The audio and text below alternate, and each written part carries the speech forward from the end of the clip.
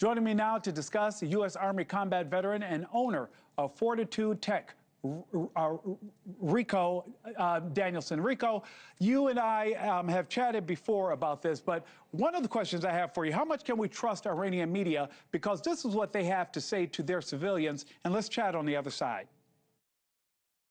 If you capture and hand over a pilot or pilots of the enemy alive to the law enforcement and military forces, you will receive a valuable reward and prize. Ricoh, how seriously do you take that message? So the Iranian regime is known to bait people to do work on their behalf, never pay them, and then on top of that, they'll have this thing of suspicion, so they'll probably more likely execute the person who brings the American forward. For this American pilot, God, I hope, is with you, and on top of that, remember your serious training, and you'll get home soon. And Ricoh, can you also help to assuage the fears of those at home that we have the best of the best looking for him, yes?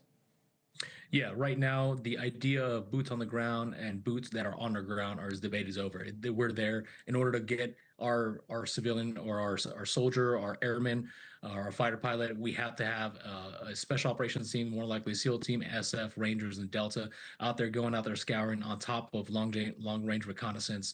So I wouldn't be surprised at the high level of efforts out there to go get them on top of the technology that more likely is in his back pocket, which is a Blue Falcon tracker, should emit some sort of location for him. Ricoh, I know that you have been following this since we first struck Iran, but Mr. Trump says that the U.S. is close to completing its goals in Iran. Let's take a listen and let's talk about those goals. Thanks to the progress we've made, I can say tonight that we are on track to complete all of America's military objectives shortly, very shortly. I mean, we're totally unchecked. Everything's been bombed out. They have no anti-aircraft protection. They have no nothing. They're not even shooting at us, okay? We have planes are just ruling the sky. Ricoh, where is the disconnect, or is there a disconnect?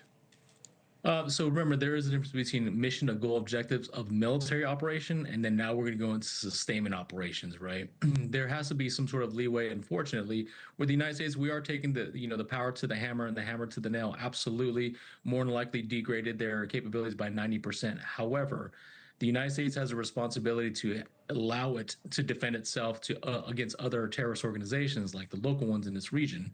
So they will have some sort of artillery, they will have some sort of armament to defend itself. Now, will it be using the on towards the United States? Maybe, maybe not. But more than likely, we'll see a lot more engagement and warfare coming up in the days. Ricoh, do you feel as though things have escalated, or are we on the back end of this? Things have become on the back end for this specific phase of the operation. The next phase is, I hate to say this, boots on the ground, more like an occupation of the smaller region. And then on top of that, we are actually going to be expediting that very, very smoothly and very, very fastly. The United States is really good at occupying certain regions and inflicting war and havoc on its enemy. On its enemy, an enemy like this one, Ricoh, because we talked about how the resilience of the Iranian people and Persians overall is different than others. Absolutely. The Persian culture and also the Persian army has been known for centuries to fight its own ground and highly respected. One thing I always tell people, especially on the news, is like, do never underestimate your enemy, specifically this one.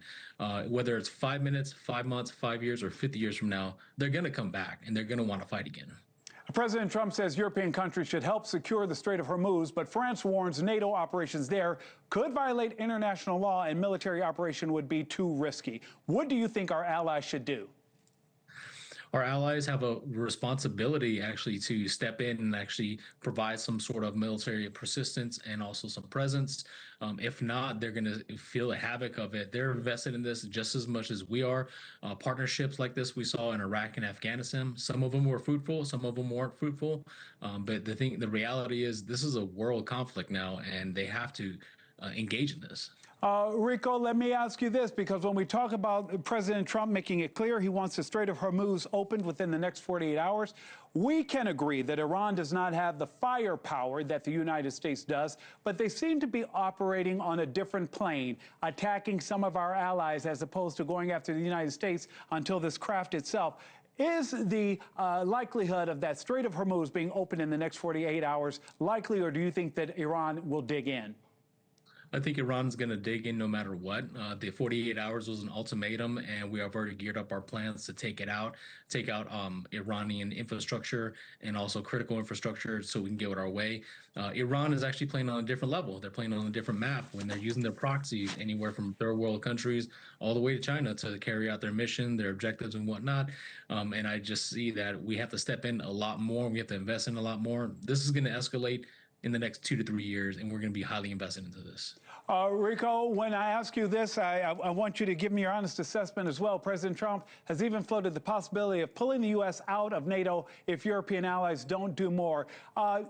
Ricoh, can you help to explain why we do or do not need our NATO allies?